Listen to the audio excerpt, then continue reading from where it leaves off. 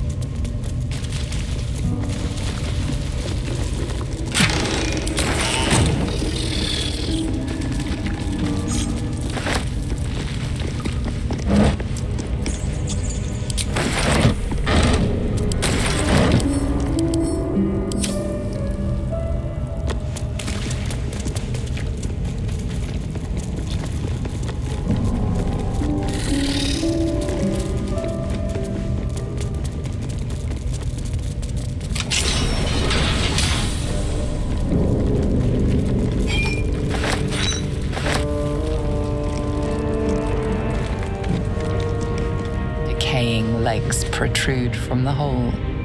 A failed escape, it seems.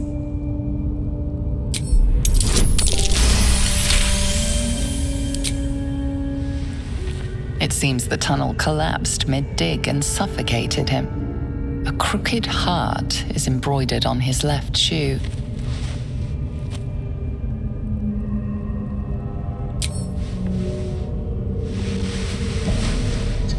The body comes loose, revealing a tunnel. Perhaps you can escape where he failed.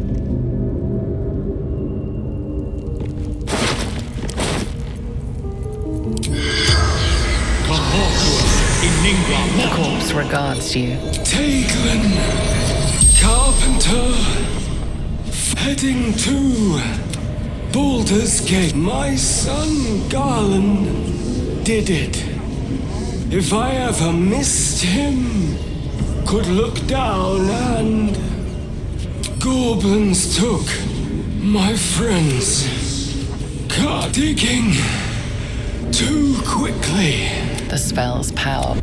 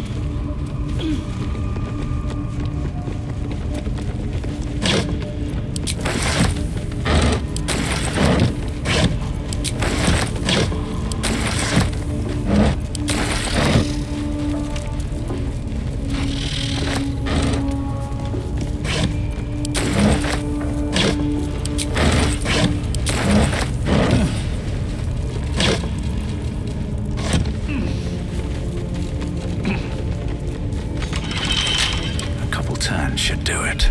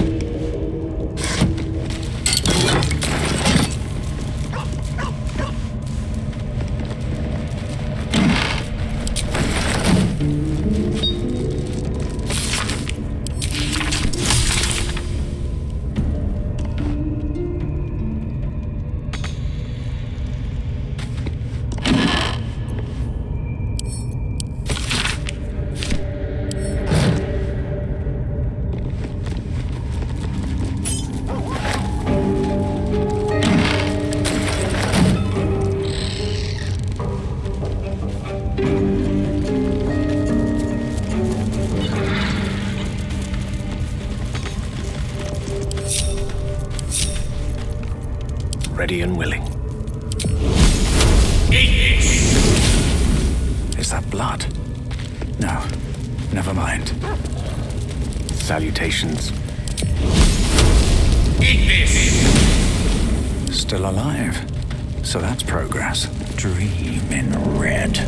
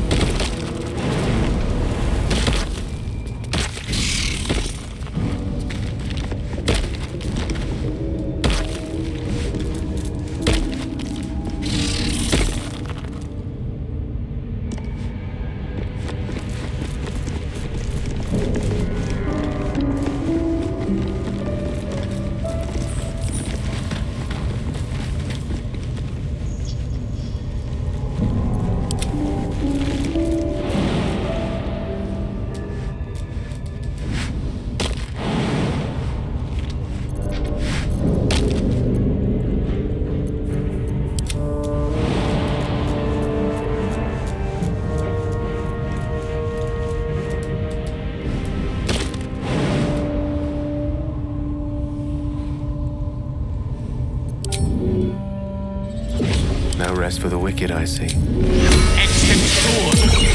What to do? With haste. You have my attention.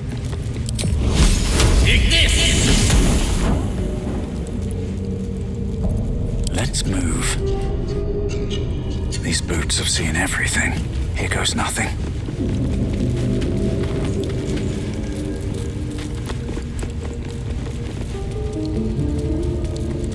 Interlocking circles with moons and stars. This must be the seal mentioned in that journal. Better take a closer look.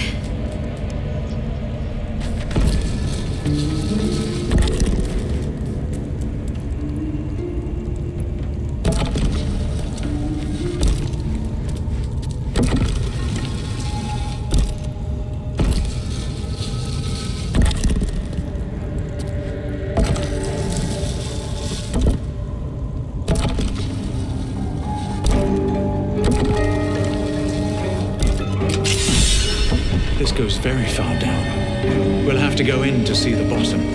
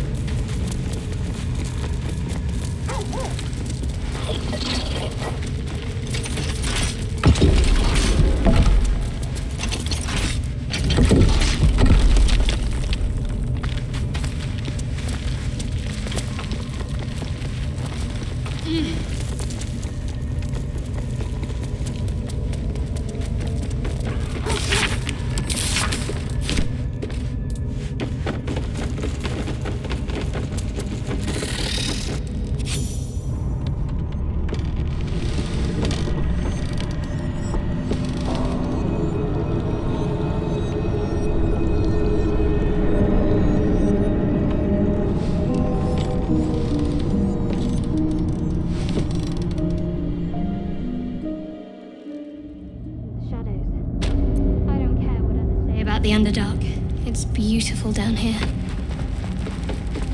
I'm used... You know, for all the time I've spent lurking in the shadows, I've never ventured into the Underdark before. Hardly a luxurious setting, but it definitely has its upsides for a vampire. Or its undersides, because it's... well, you know what I mean. The Underdark has a certain menacing beauty to it, though I'll be happier admiring it from a safe distance.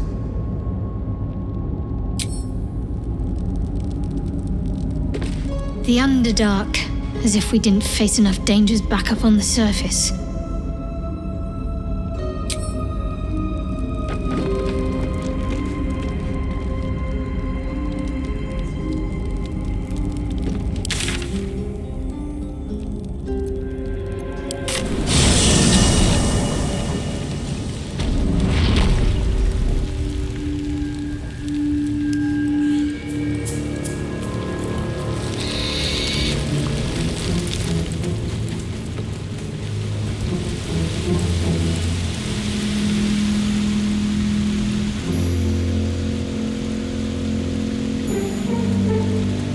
What's hiding here?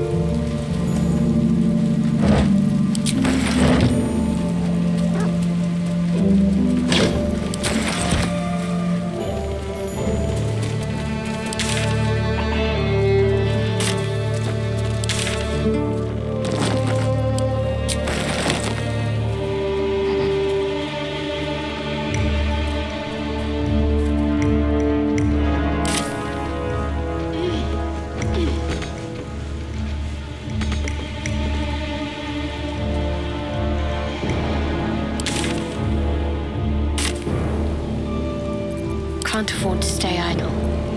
Have to keep going.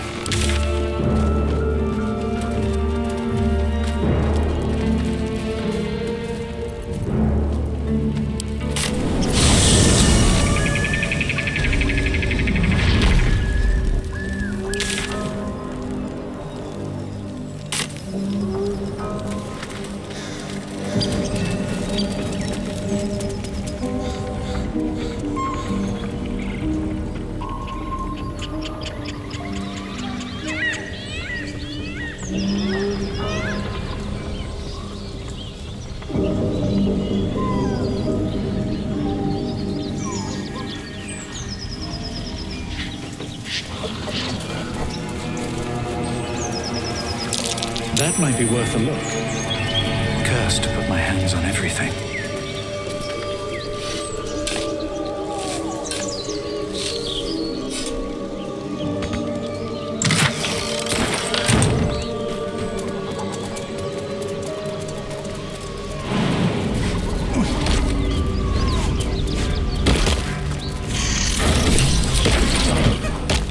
My condition likes being ignored as little as I do. I must consume another artifact. And soon.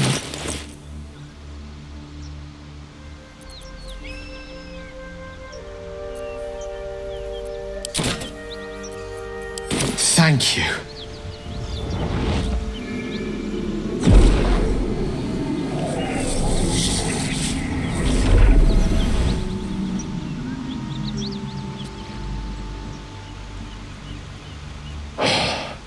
Good gods.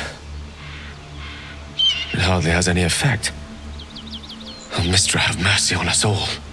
Listen, I need to speak to you, to all of you. It would be unconscionable of me to remain silent.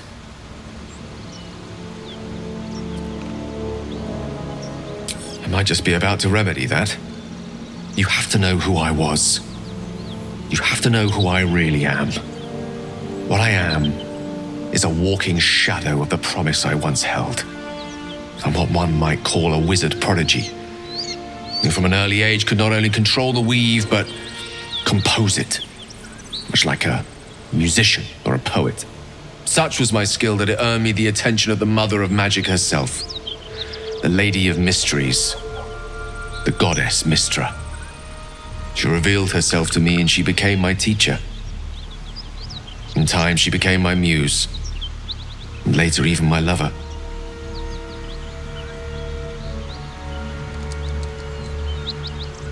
Oh, yes. We enjoyed each other's company. Body, mind, and soul. But even so, I desired more. You see, no matter how powerful a wizard we mortals can become, we never scratch more than the surface of the weave. Mistra keeps us in check. There are boundaries she doesn't let us cross. Yet, every time I was with her, I stood on the precipice, gazing into the wonders that lay beyond. I sought to cross her boundaries.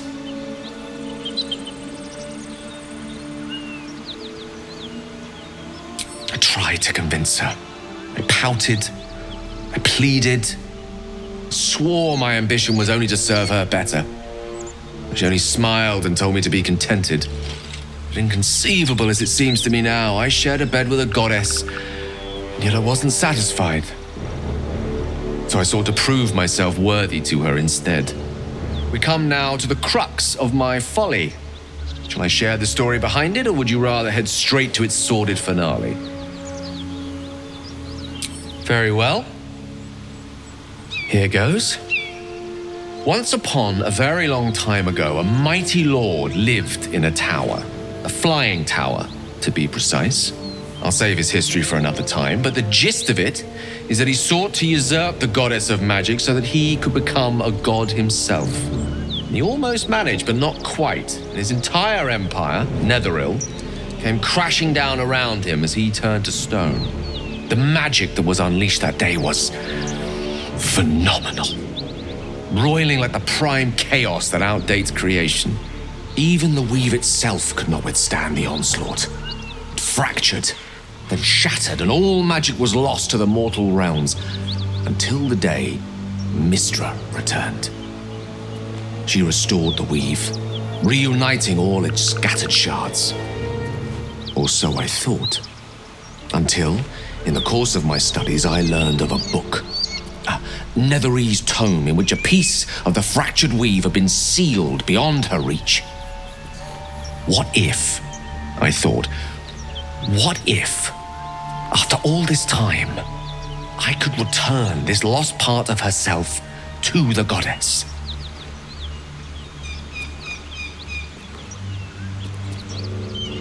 You know me. My gestures can never be grand enough. I was certain that this deed of raw power, draped in romance, would convince Mystra to take me by the hand and welcome me into her hitherto forbidden domains. I was mistaken. I obtained the fabled book and took it into my study. As for what happened next... Here. Place your hand over my heart. Let me show you.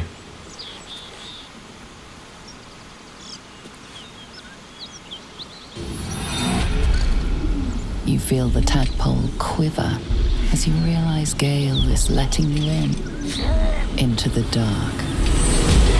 You see through Gale's eyes, staring down the corridors of a dread memory. A book bound and suddenly opened. Inside there are no pages, only a swirling mass of blackest weave that pounces. Its teeth, its claws, it's unstoppable as it digs through and becomes part of you. And gods, is it ever hungry.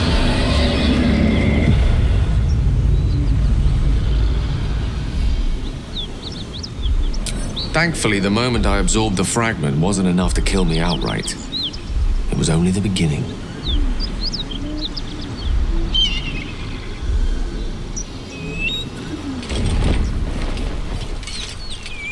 This Netherese blight, this orb, for lack of a better word, is balled up inside my chest. And it needs to be fed. As long as I absorb traces of the weave from potent enough sources, it remains quiet.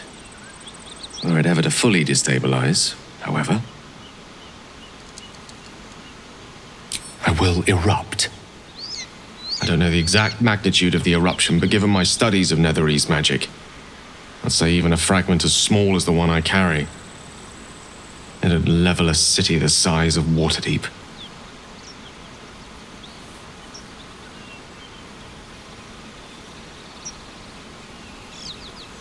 I know. All of this. It must feel like a betrayal. Say the word, and we'll part ways.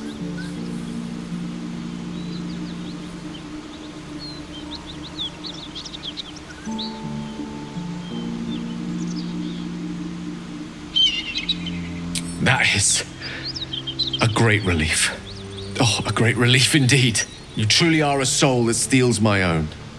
From all my new rallied heart, I thank you. I thank you all.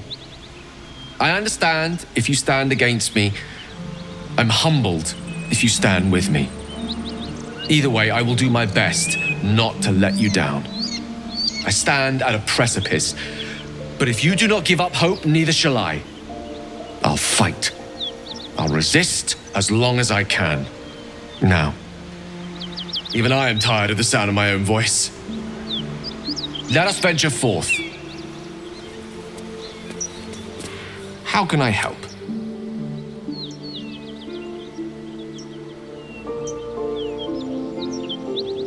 If it should ever come to that, if I ever know I am no longer able to stop it, I will do anything I can to ensure no one but me pays for my mistakes. I will find the remotest place on the surface of Faerun, or perhaps far below in the depths of the Underdark. I will await that death, alone. I promise I will not betray your trust. You kept me by your side despite the menace that I am. If worst comes to worst, I will be long gone before the curtain falls. Ah, yes, Karsus. Karsus was perhaps the most powerful wizard that ever lived. The child who would be a god, the elves called him. And he tried.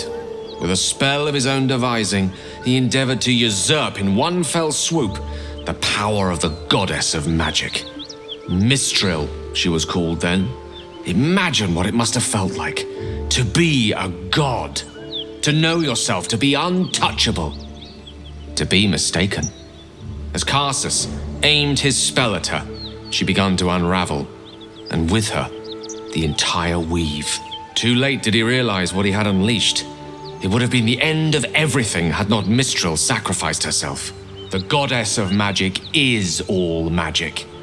By dying, the entire weave was lost, and the spell that challenged a god failed. It was the end of Mistral, the end of Karsus, and the end of an entire civilization. As the child who would be a god was turned to stone, his empire came crashing down around him. The floating cities of Netheril were no more, an event that came to be known as Karsus's folly. For a spell, Mistral was reborn as Mistra. Upon her return, the weave returned with her. Now, so many centuries later, I try to follow in the footsteps of Karsus. Not to destroy Mistra, but to prove my love for her. I tried to control only a fraction of the magic that was unleashed that fateful day. I merely sought to return one tiny diamond to an imperfect crown. Gale's folly, one might call it. History. Repetition. It's the way things go.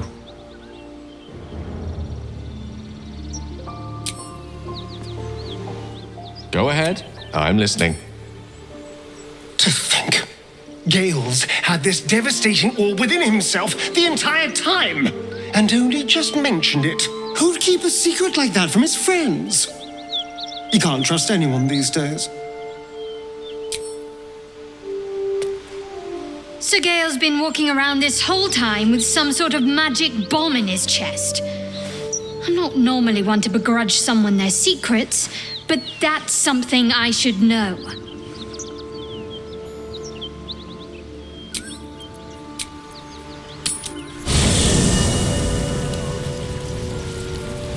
I have a lot on my mind. Speak.